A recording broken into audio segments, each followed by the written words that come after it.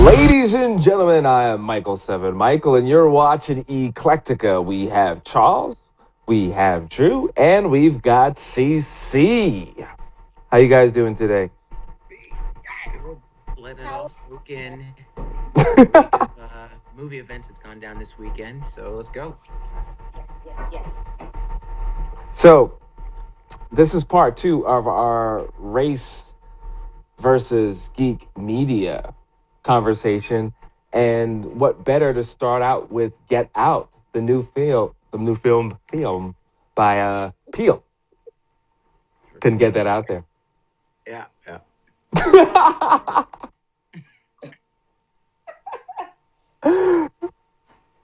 So start from my Hollywood squares. Let's go from left. Let's do it that way. Yeah, I'm the verbose one. I take forever to finish a thought. So, who saw it? Let's go, Charles. Here we go. Go ahead. Because I know how much you love the movie. So Who's going first? We drawing straws or what? I go first. Okay. First of all, Jordan Peele. I would take my hat off, but I want to get the shine on the screen. Excellent movie. And I honestly believe that this movie is actually so good it's going to shoot over so many people's heads because there was so much contained in that movie. To me, it's like, I don't want to classify it with Matrix, but Matrix, people love the movie but didn't understand the effing movie. This movie was good, but the undertones, that brother hit on so many things that's gone on and that have gone on, containing race relationships. Like I said, most people's going to go fly over their head. First of all, the movie only cost $4.5 million to make, and it made over $30 million in its opening weekend. It was number one, so that is totally awesome. It's just the tones of the movie, man. It's just, it dealt with everything from slave trading in a sense, if you caught that part, race relations between the stereotypes that go on between, with our people. There is so much. Let's just start busting it open because I can't. Drew, I'm going to pass it to you, then I'm going to slide back in because there is so much stuff that went on. For such on the surface, from a film that seems like a lot that went on in this film. I walked in initially just like trying to be like, okay, what is this? Let me make sense of whatever the hell this was. Because the trailer that we got conveyed the idea of what it was, but they were very clever in how they misled you with how that trailer was cut together. That's what I kind of thought was genius about it initially. That's crazy. Because things happened not in the sequence that you would think, and conversations that you saw in the trailer didn't pan out in the way that they did in actual film. And I thought that was great. That's what trailers are for. You give people an idea on what the film is, and then to lead them inside to find out, nope, this is something completely different. The Matrix did the same thing, Charles. To kind of hark back.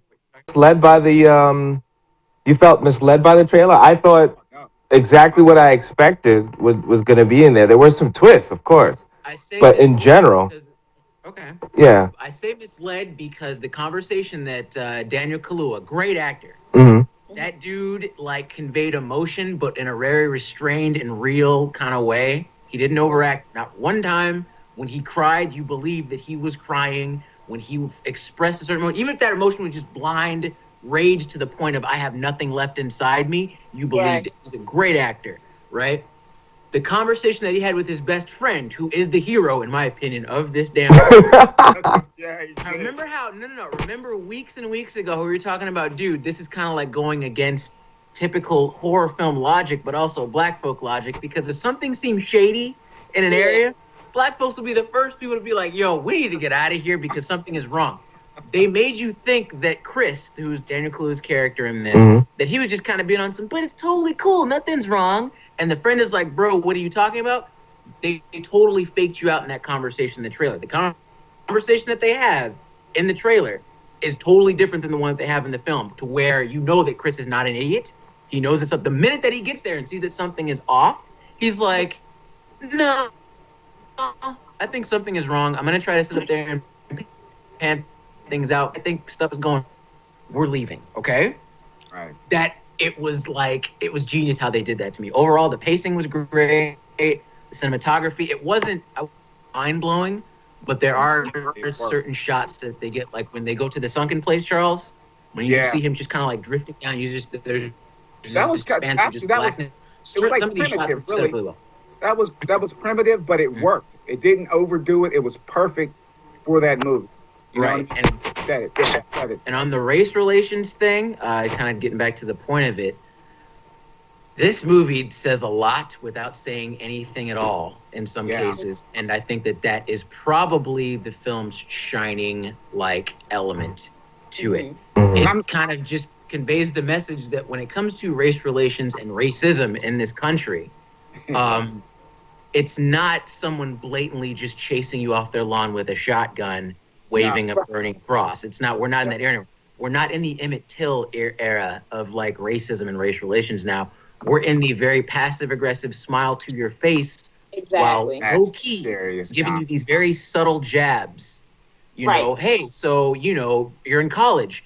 Really, what athletic scholarship are you on? Right. I know I would have voted for Obama a third time if I could. Yeah, that stuff. Right. No, but can we say something real quick? There were a lot of great parts in it, but the part that got me, I was like, that dude didn't put that in the movie. I was like, but he did.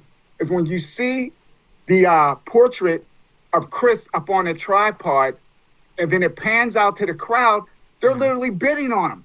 Like they're bidding on him. Yes. Yeah. It's and it's again, that harkens back to how the face of racism and prejudice in this country, it's changed. In the old days, you would just outwardly bid on the lives of these people. They do it now silently through masked means like bingo. Dude, right? It was crazy. They were holding up freaking bingo cards. I'm like, wait, they're not playing bingo. Remember they had playing bingo, but they were bingo cards, and they had the different color, little like bingo chips on the there. bingo dots, and then you don't even get that it's that until you pan out, and then you see that it's a portrait of Chris, and that they're essentially bidding on Chris. Now, the twist that came, I was all over Snapchat, just losing my mind after I watched the movie, as I typically do. There's a part where it's you're watching these things transpire, and then there's a twist that comes. You think it's on some Black People Meet Stepford Wives type of thing, where they're just bringing these people in, they're brainwashing them. They take it one step further. Yeah. And what you find out about the family, the Armitages, later on, the family that Chris's character is visiting, they're very specialized in what they do. And after they brainwash you, there's essentially, they cut off part of your brain and another part of the Caucasian people's brain, and they meld it with yours. So they essentially become you. Yeah. That, to me, was where the film totally just, it's balls crazy going in. But it hits this apex when you hit that revelation that they, in fact, actually want to live out the cultural experience as they imply in the first act. And the appropriate. And the part that goes great with that is when you see that brother at night just running the through the yard. Yeah. And what happens is, Ellison Williams, her grandfather, raced Jesse Owens and lost to him in the Olympics. So he was actually, his brain was fused with that brother's brain. You understand? And that's why you see him running. He's reliving his heyday, basically, out there running in the yard. That's her grandfather. It's crazy. And again, you totally you do see that part in the trailer where he's running towards you, and you just think that they're just brainwashed and he's like their guard dog, but there's a lot more that's in the subtext and meaning behind why he's doing that at night. When he goes up to him, Charles, and he's like, yo, man, they got you working out here hard, huh? And he looks at him, he has that really creepy blank expression. He's like, nothing I don't want to do. And I'm just Right. Yeah, like, something's not right here. Man. And overall, as a casual observer and as someone, as a Black male who lives in this country, I've been with people, parents, X, Y, and Z, what have you. It was great, man. And overall, I just walked out with a sense of extreme film. Yeah, it was a total. I'm not moving. Again, it was a total spin on what you saw in the previews, and then you actually saw the movie. I just hope people understand what they're watching. Understand what they're watching, because there is so much stuff going on in that thing. It is incredible. Um, I was interesting. You guys said that. I wasn't. I mean, the twist with the taking a piece of the brain, like going beyond just brainwashing. I thought that was a very interesting twist. But Brain the rest swap. of it was pretty. I expected it. I mean, it was pretty laid out what the film was going to be. Um, I didn't the get only the problem I didn't, the only problem I had with it was the grandfather and the grandmother being implanted into the two black helpers, because the way that it was acted out, and I would like to say beautifully, the supporting cast in this film was amazing. They really told the story. You know, you see the inner conflict, but because there was so much inner conflict, then later on in the film, the blind gentleman that wanted to be infused with the lead character, he said, it's like I will be basically driving the ship, running the plane, and you're just going to be a co-pilot. If that's the case, I didn't really see that in the grandfather and the grandmother. I didn't see any kind of I didn't see enough of the maybe the grandparents' personality running the vehicle you versus didn't see the really. no. I thought it fit. Well, I mean, I saw there are instances. See, I got to disagree outright on that one because at certain moments you do Mhm. see the grandparents and you do see the people that they used to be. The one maid lady, when Mhm. he looks at her and asks, when he says the part where, when I'm around too many white people, I get nervous and she starts crying. That's her. That's the actual Yeah. lady because she wants to tell him, dude, get the hell out of here right now. When he flashes Logan with the camera, he literally gives us the title of the movie, Get Out. When Right. you see at the end, at the big, finale, where the big dude, the granddad, tackles him, he flashes him with the light, he shoots old girl in the stomach, you know, And that's a whole film. that was the African Americans, but I didn't see the grandparents. The grandparents were everything that came after that, dude. When he asked the guy, wow, they got you out here working hard, huh? It's nothing I don't already want to be doing. The old man wanted to be strong and that's why he's out there running every night Wanted the to get that speed. experience. Yeah, He he wanted wanted to be that young speed. and get the Remember when they experience. showed the video of the grandfather and he had so much energy, and like you didn't really see that in that character. If he's really running the vehicle and the black man that was basically taken over by this other gentleman, by the grandfather's brain, it see now if that scene earlier on, if they showed him chopping wood, if they showed him doing different things, and if he was more livelier, I could have been like, oh wow, yeah, that really was the grandfather. I don't know, man. I got the same vibe I from. I thought that the genius of it was that I saw those traits in the granddad in the other guy I did. because he has that really weird. What's the name of that guy who ran that cult all those years ago? You remember what I'm talking about? No, he had that Manson. Heaven's Gate. When you watch the video, when he Okay. goes in that little exposition about the cicada, or like the butterfly, or whatever, Mhm. he has this really weird Heaven's Gate cult type of vibe to him. That's the exact same vibe that I saw in the bread when he was chopping the wood. And I'm just Interesting. like, yeah, I see it. I So saw I don't know. it. It's all interpretation, I Dude, guess, but I'm that's telling what you. you thought. When they were in front talking about the whole Olympics thing, and when that dude took off through the yard, I said, "That's the grandfather That's the right there." I knew granddad. exactly. And then even how the grandmother, how she carried herself through the house like Mhm. your grandmother. She carried, You didn't see much of the yeah, grandmother, but yeah, you had that same vibe. And essentially, because a lot of people's gripe was, well, they're essentially relegating their grandparents to the role of servants. And I'm just like, no, that's their cover. They're Right. basically getting to be these people. They're going through the cultural experience, and in these very warped, deranged people's minds, that's what they think the black experience is being Right. served Fun. to other people, but being very strong and powerful and all this other Well, crap. it's interesting you said, Drew. They wanted to create a system to live forever and be youthful and be young. So Mhm. that's interesting because someone else said that same thing after the film. Like, they to live in that role, but they didn't want to be.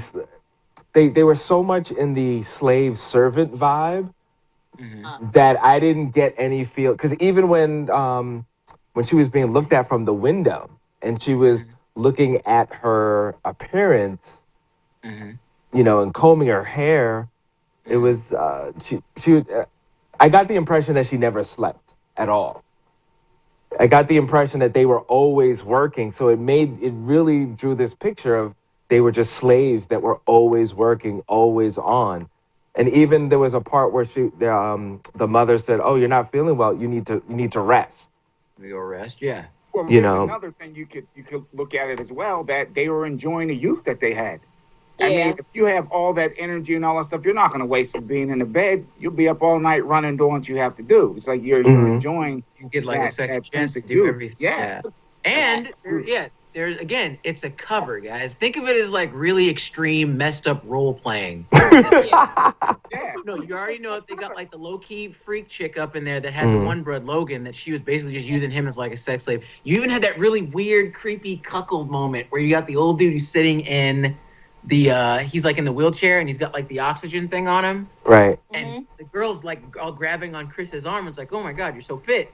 And you see like the creepy like husband is just kind of like watching, like, yeah. I'm just like, ew, that was so gross. Yeah, That was man. But you know so what? it I was, think it's it was even really different for that, because going back to what you guys said about them feeling like they had to always work and all this stuff, and them putting on that role. So, like, say for example, there's this overwhelming unsaid notion, and sometimes it is put in text because you see it in textbooks where a lot of white people or people who have white supremacy on varying levels will say that slavery wasn't that bad, right? And that they were happy slaves.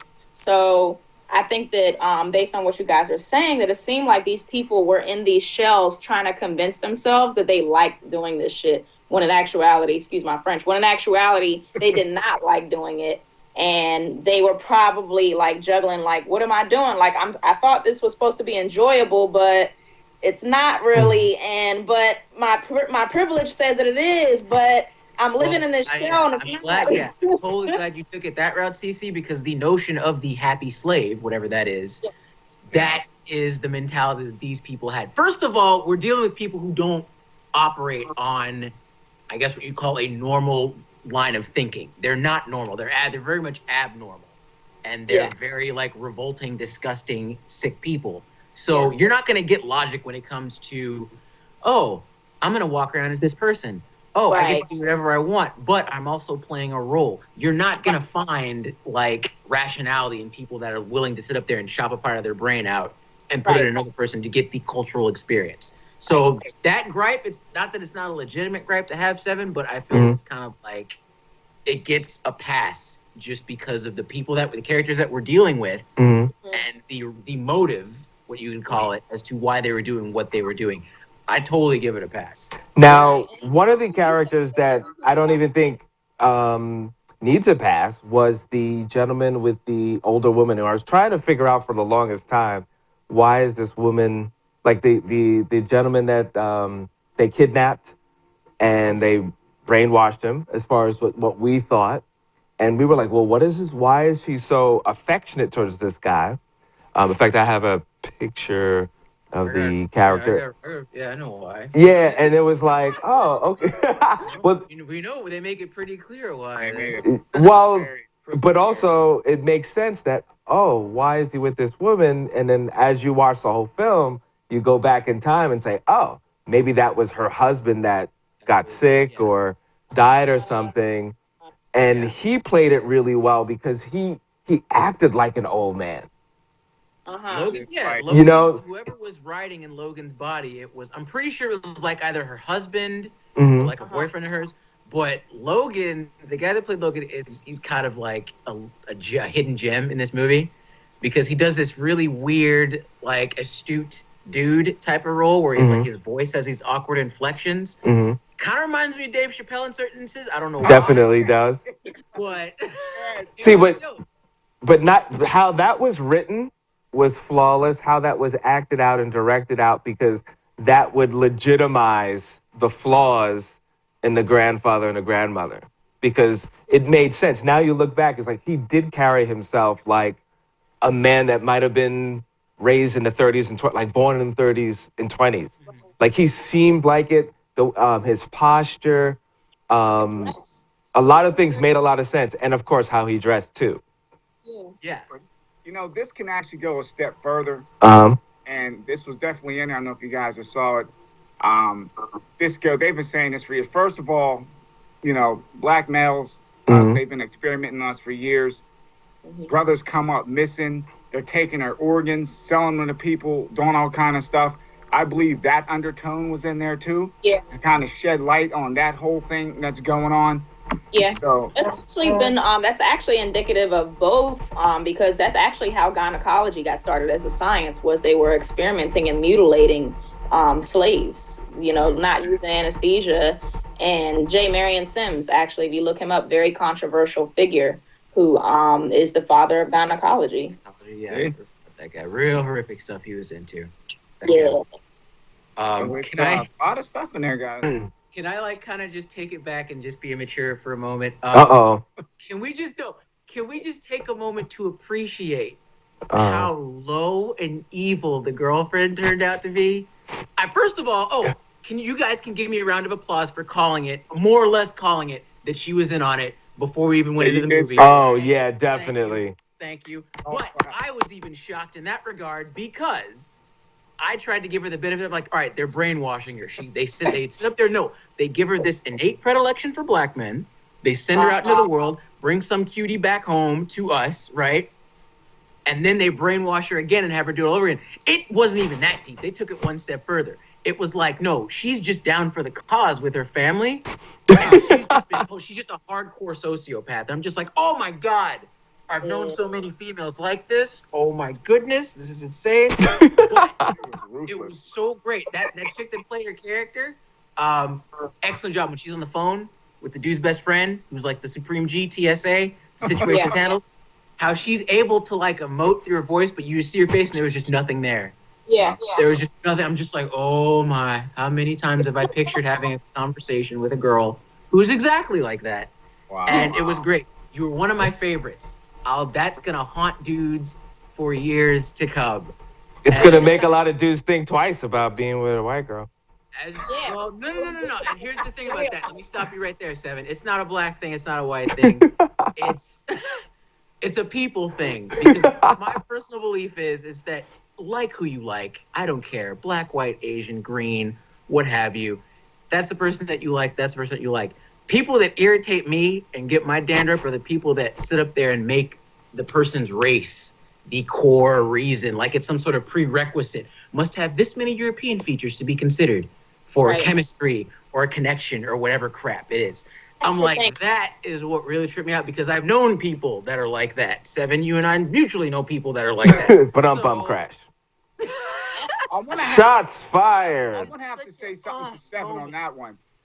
I'm kind of split. I agree with Seven in a sense. I'm gonna say this movie's gonna be like Jaws syndrome. Remember when Jaws came out? People were afraid to go in the damn swimming pool, swim in the ocean. So heck yeah, this is gonna be running through their head. Like You're right, Seven. It's gonna be. Wait a second, this might happen. You never know. So it might. There's going to be a list. Do your parents know that you're dating me? Let me touch on that because I think that you guys are on the right track.